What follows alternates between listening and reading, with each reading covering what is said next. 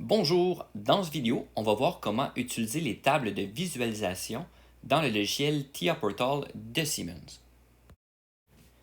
Donc, présentement, mon programme est déjà ouvert et je suis déjà en mode de visualisation sur mon simulateur PLC Sim. Et maintenant, on va ajouter une table de visualisation pour pouvoir soit voir l'état de nos variables ou changer l'état des variables en temps réel dans notre simulateur. On pourrait faire exactement la même chose sur un automate programmable physique, donc de pouvoir voir vraiment l'état de chacune des variables ou même de faire des forçages sur ces variables-là. Si on veut pouvoir monitorer ou voir un peu ce qui se passe dans notre programme, là on a 2-3 lignes de code, donc ça va super bien.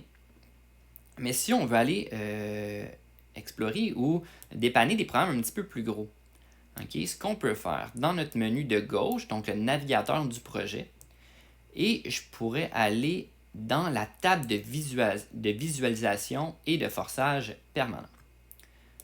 OK, et là, je pourrais faire ajouter une table de visualisation.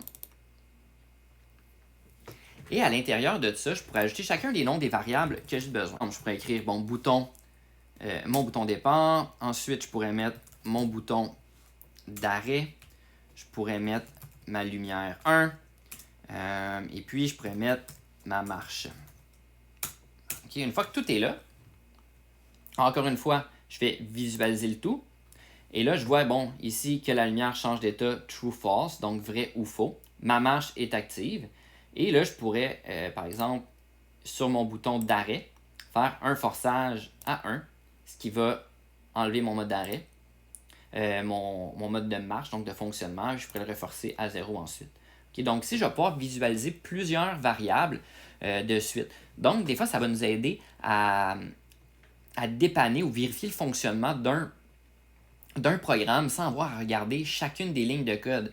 Parce que des fois, en regardant beaucoup de lignes, c'est dur de visualiser deux variables une à côté de l'autre, surtout que si c'est des lignes assez loin. Tandis qu'avec la table de visualisation, ça nous permet de changer l'état, forcer des variables ou des valeurs à des variables, et puis de voir leur état changer en temps réel. Donc, c'est un petit outil qui peut être fort utile pour vous aider à tester le fonctionnement d'un programme ou à le débugger, donc le dépanner pour trouver les différentes erreurs qui peuvent s'y trouver.